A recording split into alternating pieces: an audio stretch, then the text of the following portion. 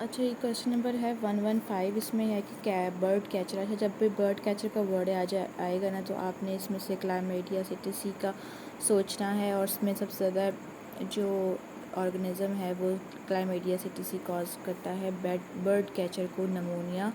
और एक्सट्रीम उसके नमोनिया आया है, काफ़ी उसको फीवर है, तो उसमें bird catcher causes pneumonia by chlamydia psittaci. अच्छा, इसके बाद एमसीक्यू नंबर है 116। उसमें कह रहा है कि पेशेंट को आरटी हो गया, sacral region of spinal cord damage हो गया। अच्छा, जो सैक्रल रीजन का आरटी हो गया, उसमें स्पाइनल कॉर्ड क्या है, सैक्रल रीजन में जो होता है वो होता है सैक्रल प्लेक्सस।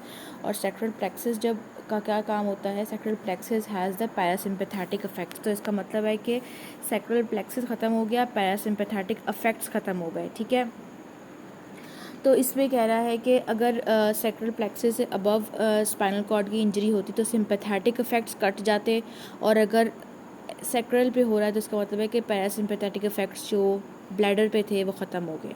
ठीक है, अब जो और इसमें से आता है जो ब्लैडर इंजरी स्पैस्टिक ब्लैडर तब होता है जब स्पाइनल कॉर्ड जो है वो सैक्रल प्लेक्सस से अबव कट जाती। ठीक है, तो उसमें से स्पास्टिक ब्लैडर भी कह सकते हैं, ऑटोमेटिक ब्लैडर भी कह सकते हैं। ठीक है, तो अब जो है इसमें ऑटोनॉमस है क्योंकि पैरासिम्पैथेटिक इफेक्ट्स कट गए हैं, सैक्रल प्लेक्सस कट गया है। ठीक है, तो ऑटोनॉमस। अच्छा, अब सबसे पहले हमें पता है जी कि पैरासिम्पैथेटिक क्या करता है और सिंपैथेटिक क्या करता है।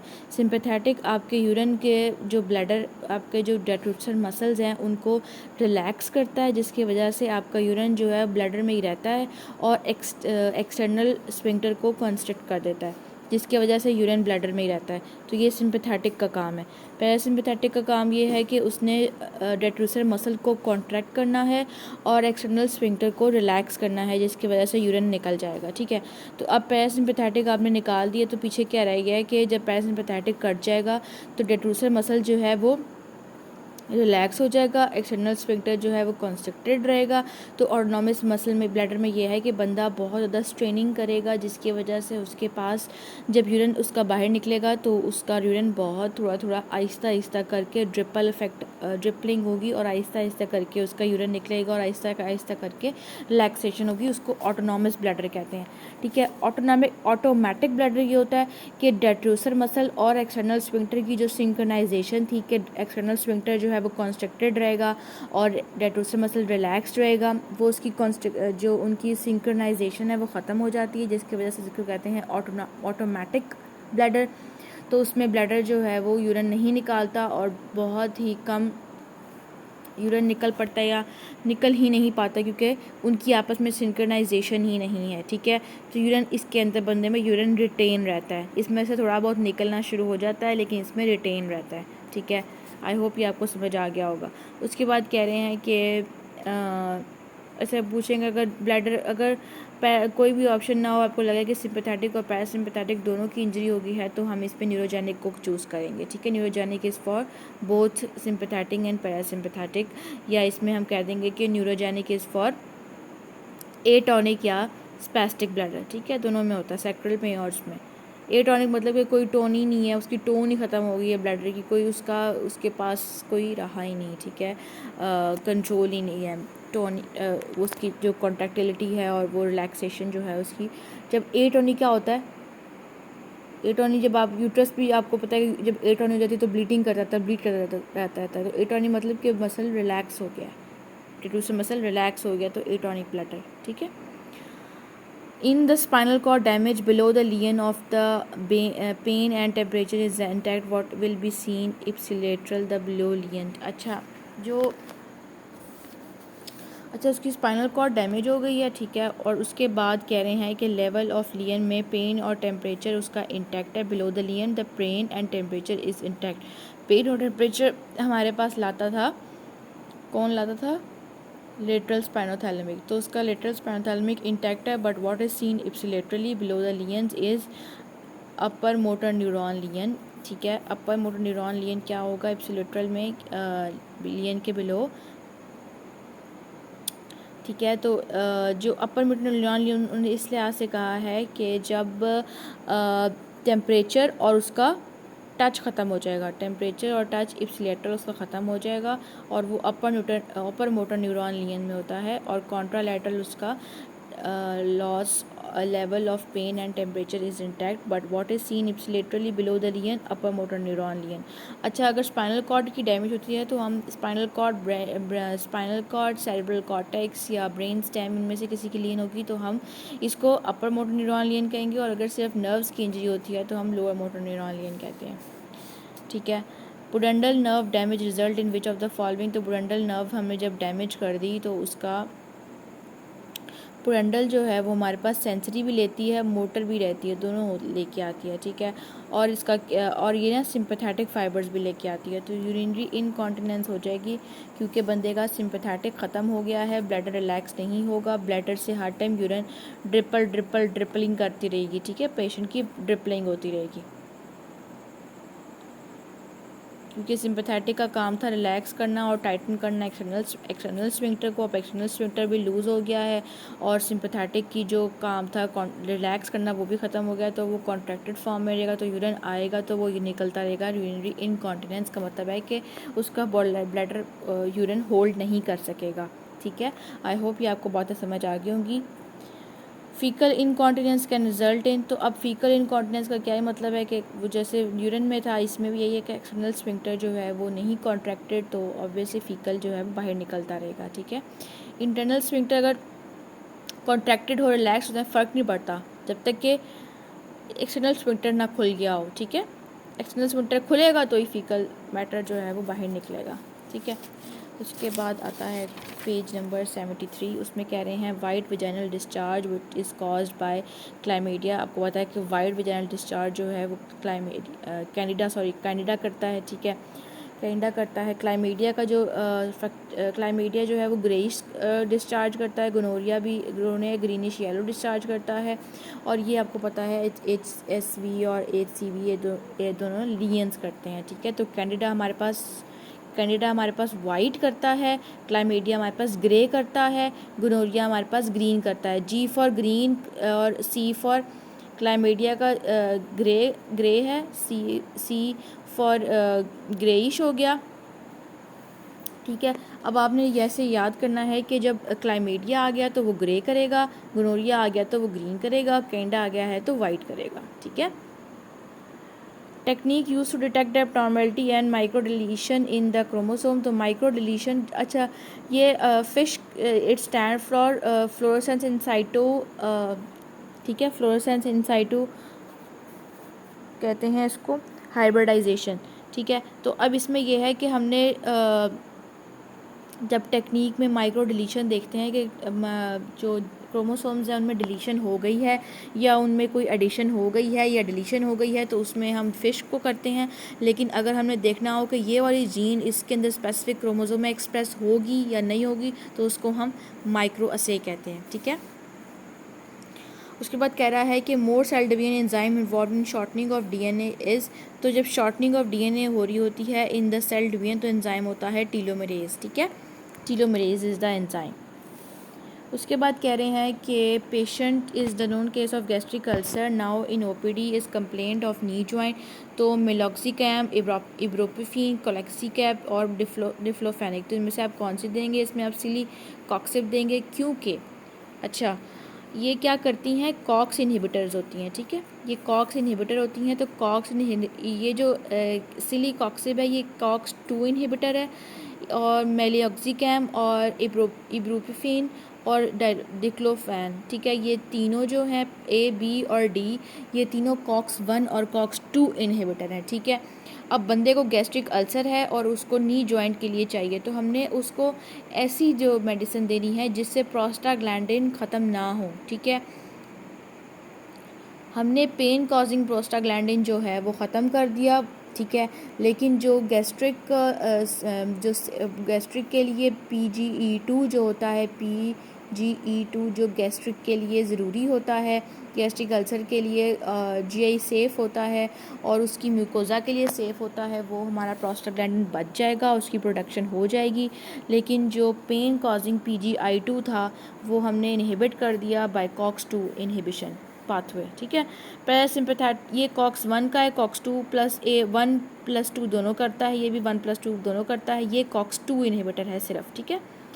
Parasympathetic leads to which of the following, तो पैरासिम्पैथेटिक में एयर कंस्ट्रिक्शन हो जाती है, इसलिए आपको पता है कि एंटीकोलिनर्जिक जो हैं वो दिए जाते हैं अस्थमा में, ठीक है, क्योंकि जो पैरासिम्पैथेटिक इफेक्ट्स हैं वो ब्रोंको कंस्ट्रिक्शन करते हैं, ठीक है। Increase heart rate, obviously parasympathetic decrease करता है हार्ट रेट, ठीक है। Decrease broncho constriction, no it increases broncho constriction. Decrease airway resistance, no it increases the airway resistance.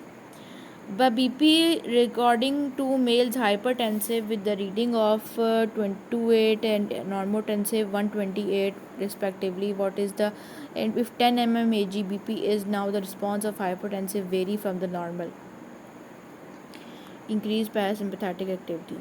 अच्छा, तो जो अब इसने कहा है कि एक बंदे का 228 बीपी है और एक बंदे का 120/80 बीपी है, ठीक है। तो जो 228 वाला बीपी था ना, उस बंदे का, उसके अंदर हमने 10 mmHg और बीपी बढ़ा दिया है, और इसका भी 120 वाले का भी बीपी बढ़ा दिया है। तो चेंजेस जो हैं वो ज़्यादा इनकी कैसे वेरी करेंगी, तो जो 228 वाला बंदा है जिनके बहुत देर प्रोलॉन्ग बीपी बढ़ता रहता है ना, उनकी बॉडी जो है वो अडेप्ट कर लेती है, तो इसमें इंक्रीज पैरासिम्पैथेटिक एक्टिविटी होगी, क्योंकि बॉडी को लगेगा भाई मेरी तो ये एक नॉर्मल बात है और मैंने इसके अकॉर्डिंग इसको अडेप्ट करना है। लेकिन जो 120 बीपी वाला बंदा होगा, जो नॉर्मल बंदा था, उसका बीपी बढ़ाएंगे तो उसको बहुत ज़्यादा जो है वो बॉडी स्ट्रेस वाली फीलिंग आ जाएंगी, और उसकी वही फ्राइट और फ्लाइट वाली सिम्टम्स आना शुरू हो जाएंगी इसके अंदर। और लेकिन जो हाइपरटेंसिव था पहले से ही, उसके अंदर पैरासिम्पैथेटिक इफेक्ट ज़्यादा आएंगे, ठीक है। इंक्रीज पैरासिम्पैथेटिक इफेक्टिविटी हो जाएगी उसकी, और क्योंकि उसकी बॉडी जो है वो उसके अकॉर्डिंग ही अडेप्ट उसने किया हुआ है, उसको पता है कि भाई ये रोज़ का काम है, मुझे उसके अकॉर्डिंग ही काम करना है। Which one increases heart rate, blood pressure and cardiac. और आपको पता है कि जब हाई बीपी जिन लोगों का बहुत होता है उनको इतनी सिम्टम्स भी नहीं आती, लेकिन जिस बंदे को पहले सबसे पहले उसका फर्स्ट टाइम बीपी बढ़े 120/80 पे मेंटेन्ड है और उसका सबसे पहले बढ़ेगा, तो उसको ज़्यादा चेंजेस आएंगी, इसलिए उसकी सिम्पैथेटिक आएगी और उसकी पैरासिम्पैथेटिक आएगी। उसको बॉडी को लगेगा भाई इमरजेंसी आ गई है, 120/80 वाले को लगेगा उसके 10 mmHg बीपी बढ़ाएंगे तो उसको लगेगा इमरजेंसी आ गई है, और 228 वाले को लगेगा कि भाई बीपी बढ़ गया, ठीक है, पहले भी बढ़ता है अभी भी बढ़ता है, तो हमने अडेप्टेशन करनी है। With the following heart rate, blood pressure and cardiac output, which one increase heart rate. अच्छा, मॉर्फिन जो है आपको पता है कि रेस्पिरेटरी और कार्डियो डिप्रेसेंट है, तो ये दोनों चीज़ें डिप्रेस कर देता है। एनसेड जो है वो भी आपको बॉडी को रिलैक्स करता है और हार्ट रेट डिक्रीज़ करता है।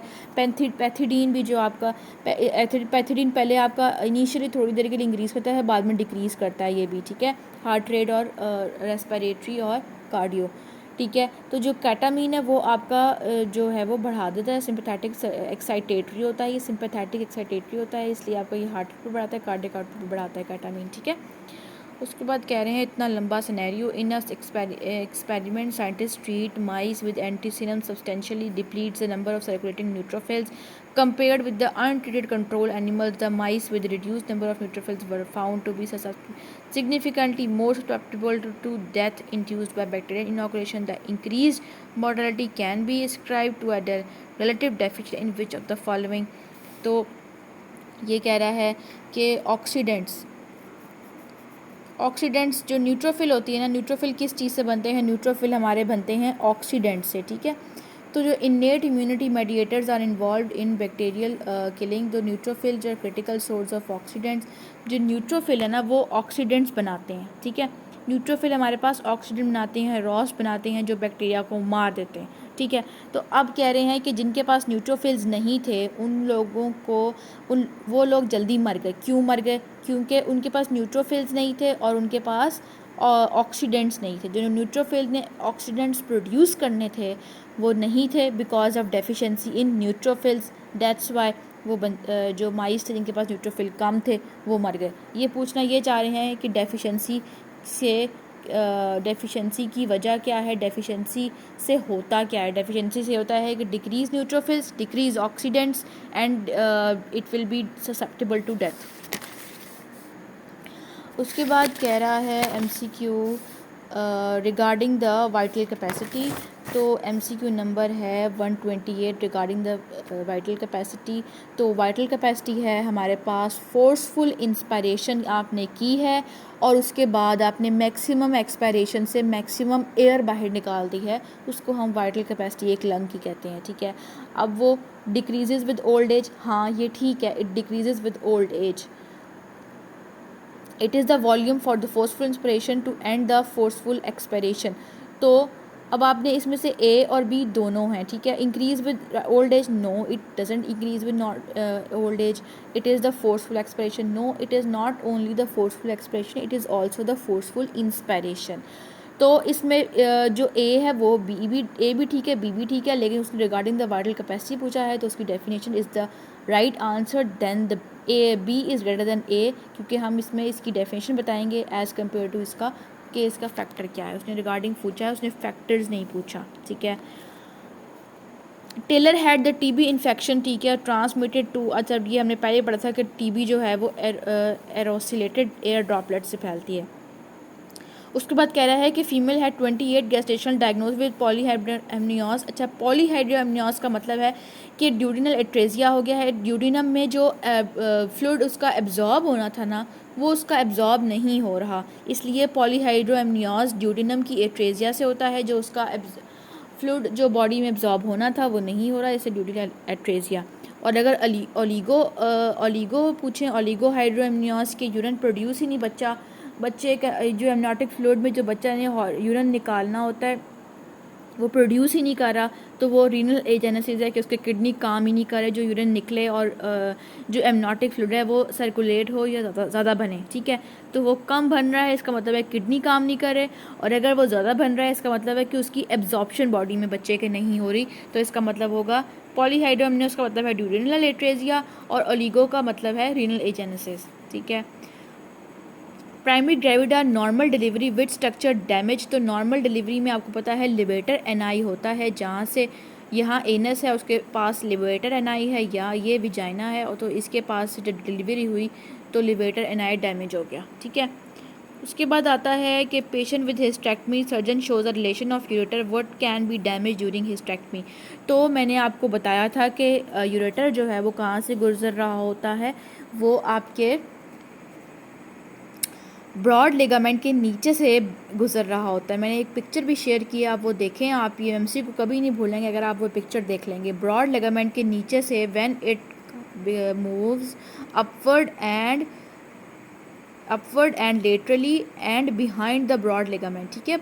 अपवर्ड एंड लेटरली जब ये मूव करती है laterally behind the broad ligament, तो जब हिस्टेक्टमी हुई, हिस्टेक्टमी में आपने क्या काटना होता है, यूट्रस काटना होता है, सारी इर्द गिर्द की सब चीज़ें काट देनी होती हैं, तो ब्रॉड लिगामेंट के नीचे यूरेटर पड़ा हुआ था तो वो बीजी कट गया।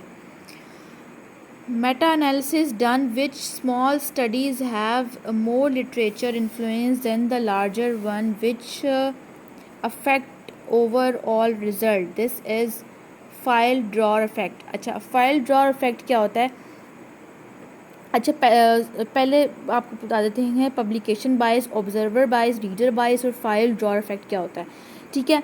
मेटा एनालिसिस में होता ये है कि आपने जो है वो बहुत बड़ा ग्रुप लिया, उसके बाद आपने बड़ा ग्रुप लेके तो उसके बाद आपने जो एक show small studies have more literature influence than the larger ones, तो आपने एक बड़ा ग्रुप ले लिया, ठीक है। उसके बाद आपने छोटा ग्रुप ले लिया, तो जो आपने बड़ा ग्रुप लिया उसके अंदर आपको पता है कि ज़्यादा मिस्टेक्स और ज़्यादा चीज़ों की डिफरेंसेस की चांसेस होते हैं एज़ कम्पेयर टू जो स्मॉलर है उसके अंदर ज़्यादा एक्यूरेसी होती है, ठीक है। तो लार्जर में एक्यूरेसी कम होती है, स्मॉलर में एक्यूरेसी ज़्यादा होती है, तो ये इसका मतलब हो गया कि ये फाइल ड्रॉर इफेक्ट है। फाइल जैसे ड्रॉर में से आप फाइल निकालते हैं, कोई भी ड्रॉर होता है उसमें से आप फाइल निकालते हैं, तो उसका मतलब है कि उसमें से रिज़ल्ट एक्सट्रैक्ट करना आसान है स्मॉलर ग्रुप्स में से as compare to larger group में से।